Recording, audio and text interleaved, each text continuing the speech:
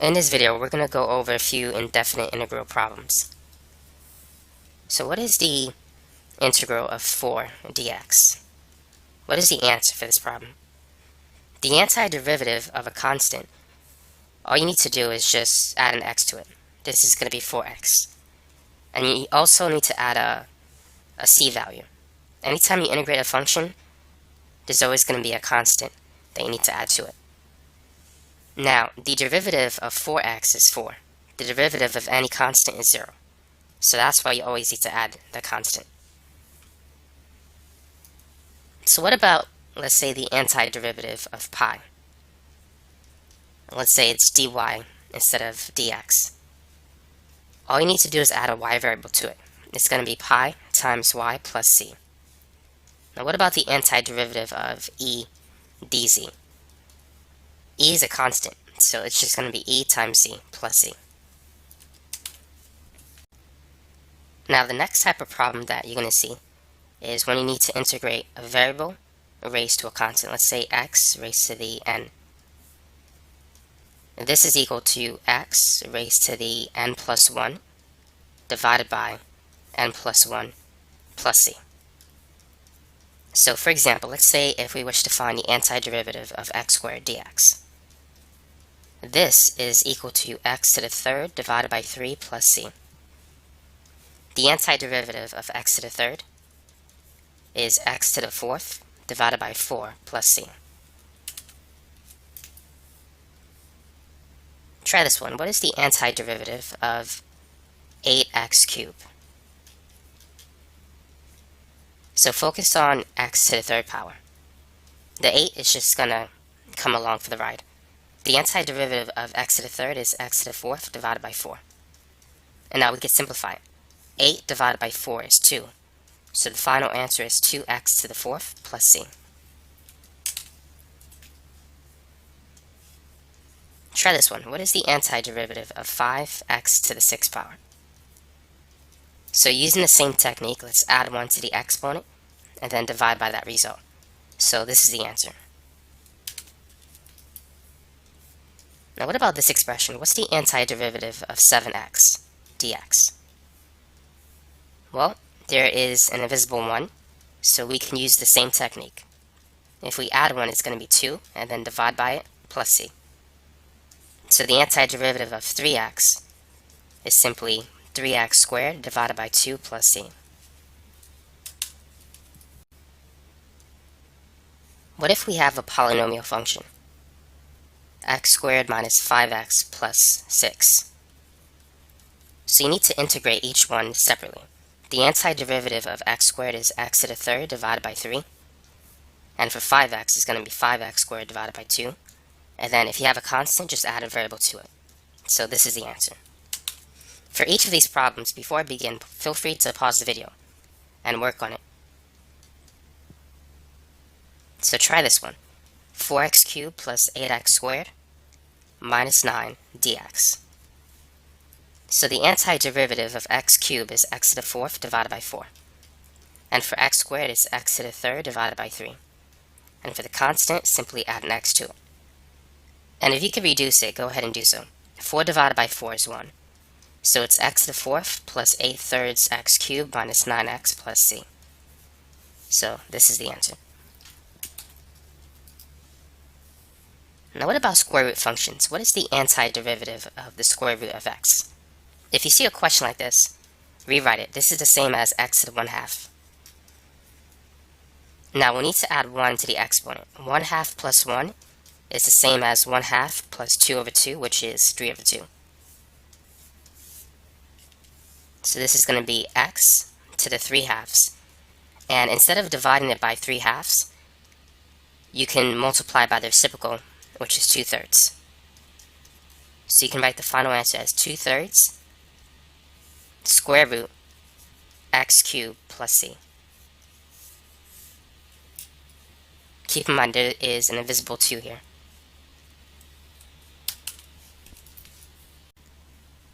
Here's another one that you can try. What is the antiderivative of the cube root of x to the fourth? So go ahead and pause the video and work on this example. Now the first thing that we need to do is rewrite it. you can rewrite it as x to the 4 thirds. Now 4 thirds plus 1 is the same as 4 over 3 plus 3 over 3, which is 7 over 3.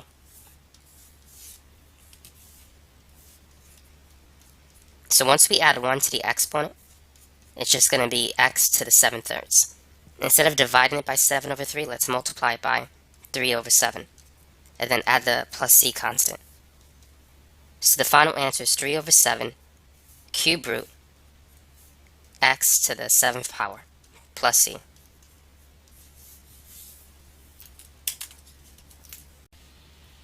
Now what about this one?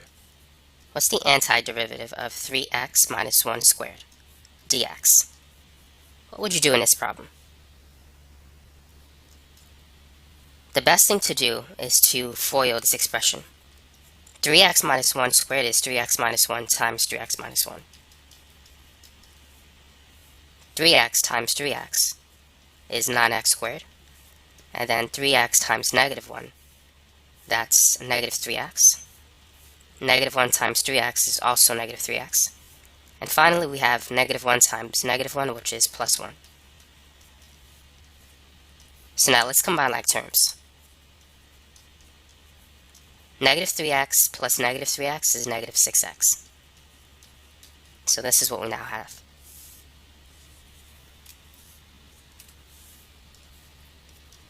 The antiderivative of x squared is x cubed divided by 3.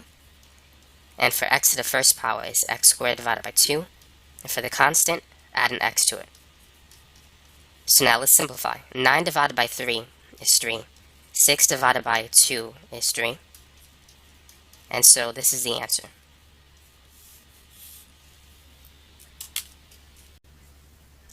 Let's try this one. 2x plus 1 times x minus 2 dx.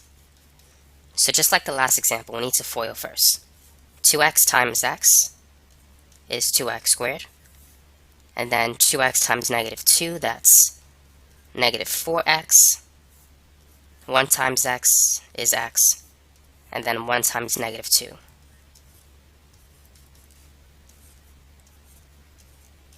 Now, negative 4x plus x is negative 3x. So now let's integrate it. This is going to be 2x cubed divided by 3 minus 3x squared divided by 2 minus 2x plus c. And this is the answer. We can't really simplify it, so we're going to leave it like that.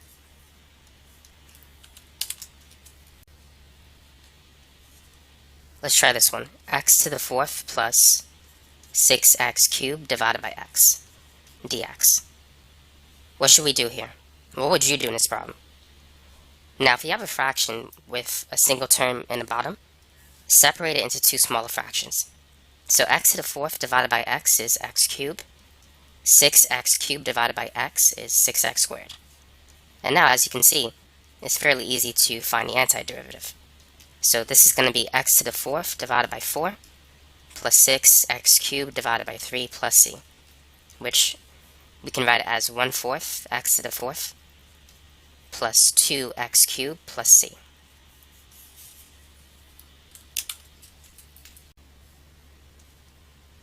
What about this one? What's the antiderivative of 1 over x squared dx? How can we integrate this function? For fractions like this, you want to rewrite it. If you move the x variable from the bottom to the top, the exponent is going to change sign. It's going to change from positive 2 to negative 2. And now you can use the power rule. So if we add 1 to negative 2, and then divide by that result, this is going to be x to the negative 1 divided by negative 1 plus c. Now we can rewrite it. We can move the x back to the bottom. So the final answer is negative 1 over x plus c. Now let's try another one like that. Try this one. 1 over x cubed. So first let's rewrite it. This is x to the negative 3 dx. And now let's add 1 to the exponent. Negative 3 plus 1 is negative 2. Divide by that result, and you should get this. Now let's rewrite it. So we have a negative in front. We have a 2 in the bottom. Let's keep it there. And we're going to move the x to the bottom as well. So the negative 2 is going to change to positive 2. So it's negative 1 over 2x squared plus c. Now let's try this one. 5 divided by x to the fourth. So first, let's rewrite it. This is 5x to the negative 4. And then let's add 1 to the exponent. So negative 4 plus 1 is negative 3. And then divide by negative 3. And then we'll move the x back to the bottom. So it's negative 5 divided by 3, x cubed plus c.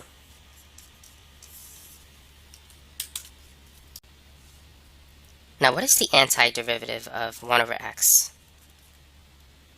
If we try to rewrite it, and if we add 1 to the exponent, this is going to be negative 1 plus 1 is 0. And if you have 0 on the bottom, it's undefined. So this is not going to work. For now, you just want to know that the antiderivative of 1 over x is ln x. Likewise, let's say if you want to find the antiderivative of 1 over x minus 3. This is simply ln x minus 3. The antiderivative of 1 over, let's say, x plus 4. This is just going to be ln x plus 4. Now what about this one? What's the antiderivative of 5 over x minus 2? If you want, you can move the constant to the front. So this expression is equivalent to 5 times 1 over x minus 2 dx. And this portion is equal to ln x minus 2, and just multiply by 5. So this is the answer. Now let's move on to exponential functions. What is the antiderivative of e to the 4x? If it's e to the some number x to the first power, here's what we need to do. It's just going to be e to the 4x divided by the derivative of 4x plus c. If it's like x squared on top or x cubed or something else, it won't work. It only works if the exponent is a linear function. So if you want to find the derivative of e to the 5x, it's simply going to be e to the 5x divided by 5. So what about e to the x? It's going to be e to the x divided by the derivative of x, which is 1, plus c. So the antiderivative of e to the x stays the same. It's just e to the x. Now let's try a few more examples. Try these two. 8e to the 2x, and also 12e to the 3x. So this is going to be 8e to the 2x divided by the derivative of 2x, which is 2. And that reduces to 4e to the 2x plus c. For the last one, this is going to be 12e to the 3x divided by 3 plus c. And that reduces to 4e to the 3x plus c.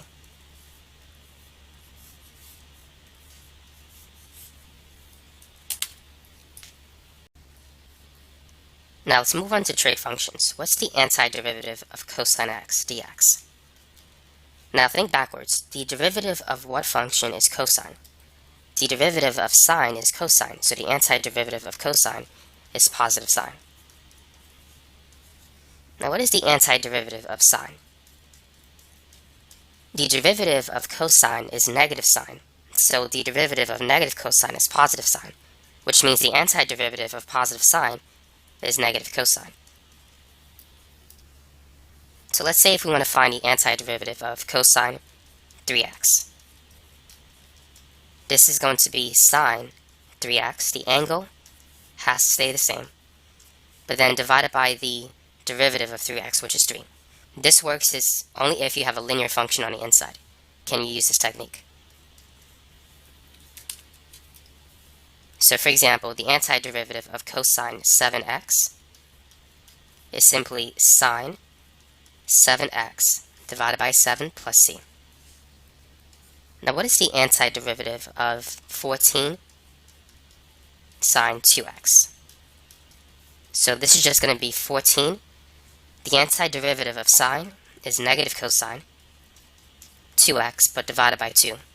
So we can reduce that to negative 7 cosine 2x plus c. 14 divided by 2 is 7.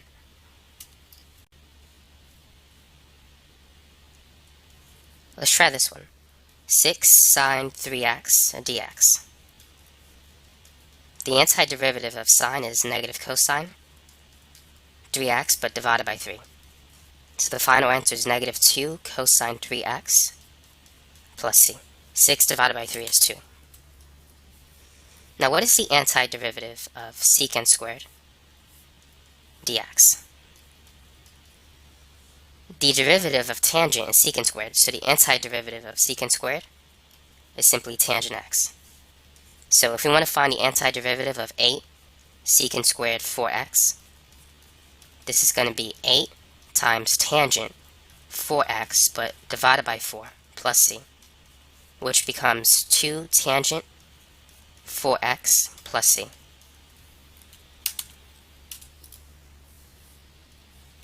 Now what is the antiderivative of secant x, tangent x? The derivative of secant is secant tangent, so this is equal to just secant x plus c. So if we have the antiderivative of 12 secant 3x tangent 3x, this is equal to 12 secant 3x divided by 3 plus c, which is just 4 secant 3x plus c. Now, what if you were to see an expression that looks like this? What is the antiderivative of x squared sine x cubed dx? What would you do in a problem like this? Now, there's a technique called u-substitution, and you want to replace all the x variables with u variables. I'm going to make u equal to x cubed. The reason being is the derivative of x cubed is 3x squared. And the 3x squared in this expression can cancel with the x squared in that expression, which is what we want. Now, in the next step, solve for dx. du divided by 3x squared is equal to dx. So what we're going to do is replace x cubed with u and dx with du divided by 3x squared. So this is going to be x squared sine u du over 3x squared. So notice that the x squared cancels. And let's take this constant and move it to the front. So what we now have is 1/3 antiderivative sine u du. And we know what the antiderivative of sine is. It's negative cosine. So this is negative 1/3 cosine u plus c. Now at this point, all you need to do is replace the u variable with what it was in the beginning, x cubed. So the final answer is negative 1/3 cosine x cubed plus c. Let's try another u-substitution problem. Try this one. Do you think we should make u equal to x squared plus 3 or 5x? Notice that the derivative of x squared will give you 2x, which can cancel the x and 5x. So you want to make u equal to x squared plus 3x. So du is going to be 2x dx, and then solve for dx. dx is du divided by 2x. Now, we need to replace x squared plus 3 with u and dx with du over 2x. So this is going to be 5x raised to the u, or times u raised to the 4th power, and then times du divided by 2x. So we can cancel the x variable, and the constant 5 over 2, let's move it to the front. So let's put it on the left side of the integral. So this is 5 over 2 u to the 4th du. Now we can use the power rule. So if we add 1 to the exponent, it's going to be u to the 5th divided by 5 plus c. So notice we can cancel these 5's. So what we now have is 1/2 u to the 5th plus c, which is, let's make some space. At this point, we can replace u with x squared plus 3. So the final answer is 1/2 x squared plus 3 raised to the 5th power plus c. So this is it. Now let's try this problem. What is the antiderivative of tangent x? You can either know this answer or you could find a way to get the answer. So what can we do? Now tangent is sine divided by cosine. So in this form, we could use u-substitution. Let's replace u with cosine x. If we do that, the derivative of cosine is going to be negative sine. And if we solve for dx, it's going to be du divided by negative sign. Notice that the sign variable will cancel. So let's replace cosine with the u variable, and let's replace dx with du divided by negative sign. So the expression that we now have is the antiderivative of negative 1 over u. If you recall, the antiderivative of 1 over x is ln x. So for 1 over u, it's ln of u. Now we can replace the u variable with cosine. So what we now have is negative ln cosine x. Now there's a 1 in front of here. A property of natural logs allows you to take the coefficient and move it inside of ln. So this is going to be ln cosine x to the negative 1 power plus c, which is the same as ln 1 divided by cosine x. Now 1 divided by cosine is secant, so the final answer is ln secant x plus c. That is the antiderivative of tangent x.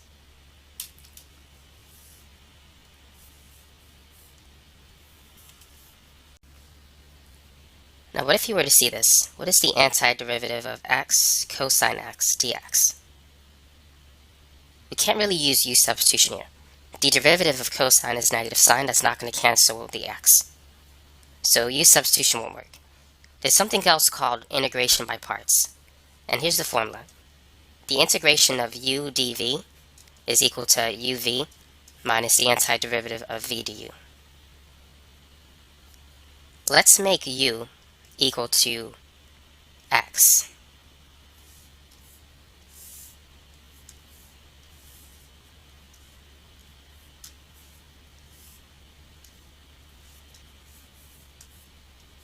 So this is the u part. dv, we're going to make it equal to cosine x dx. Now we need to find du and v. Du is the derivative of u, so the derivative of x is 1. V is the antiderivative of dv. The antiderivative of cosine is sine. So this is going to be u times v, that's x times sine x,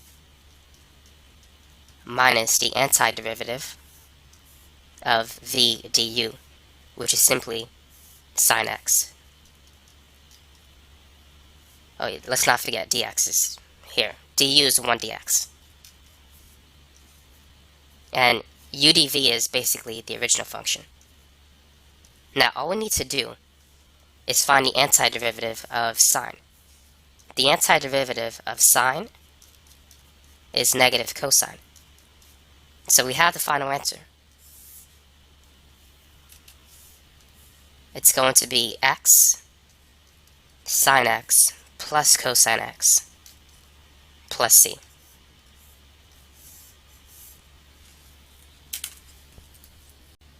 Let's try another integration by parts problem. Try this one, x e to the 4x dx. So you want to make u equal to x because when you find du, the x is going to disappear. d is going to be 1 dx. Now we're going to make dv equal to e to the 4x because we know how to find the antiderivative of e to the 4x. E to the x and sine x, they're basically repeating functions. The antiderivative of e to the 4x is e to the 4x divided by 4. So using the formula, antiderivative u dv is uv minus antiderivative v du. So uv is basically x times 1/4 e to the 4x. So that's 1/4 x e to the 4x minus the antiderivative of v du, which is simply 1/4 e to the 4x dx. So the antiderivative of e to the 4x is just e to the 4x divided by 4, and then plus c. So now we can write the final answer, which is 1/4 x e to the 4x minus 4 times 4 is 16, so 1 over 16 e to the 4x plus c. So that's integration by parts. Let's try this problem. What is the antiderivative of 4 divided by 1 plus x squared dx? Now in this problem, we can't really use u-substitution, and we can't use integration by parts. So what can we do here? Now another technique that you can use is trigonometric substitution. It helps to know that 1 plus tangent squared is equal to secant squared. So notice the expression 1 plus x squared. That is an indication that we should make x equal to tangent theta. If x is tangent theta, x squared is going to be tangent squared. And dx is the derivative of tangent, which is secant squared d theta. So let's replace x squared with tangent squared. And let's replace dx with secant squared theta d theta. So now 1 plus tan squared we know is secant squared. And the secant squareds cancel in this problem. So what we now have is the antiderivative of 4d theta. The antiderivative of 4dx is just 4x. So 4d theta is simply 4 theta plus c. So now we need to replace theta with something in terms of x. If x is equal to tangent theta, then the inverse tangent of x is equal to theta. Whenever you're dealing with an inverse function, you need to switch x and y. In this case, x and theta. So the final answer is 4 inverse tangent of x plus c. We just need to replace theta with inverse tan. So this is it.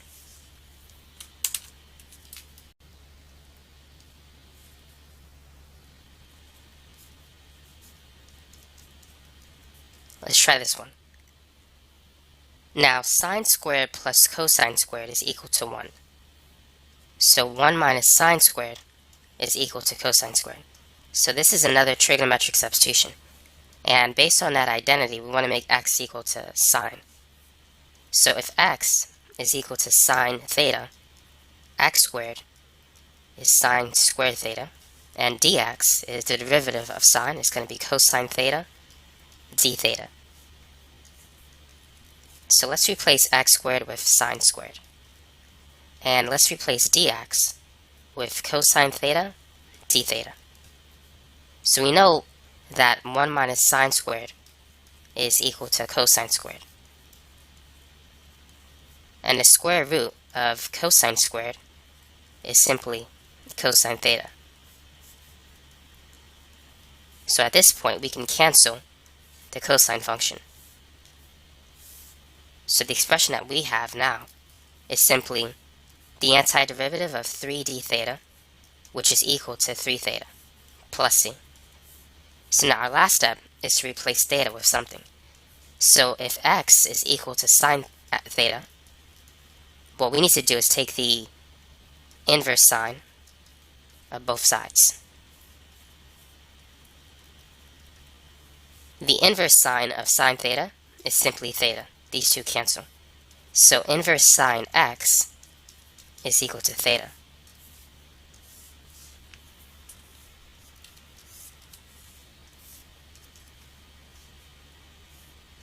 So the final answer is 3 inverse sine x plus c.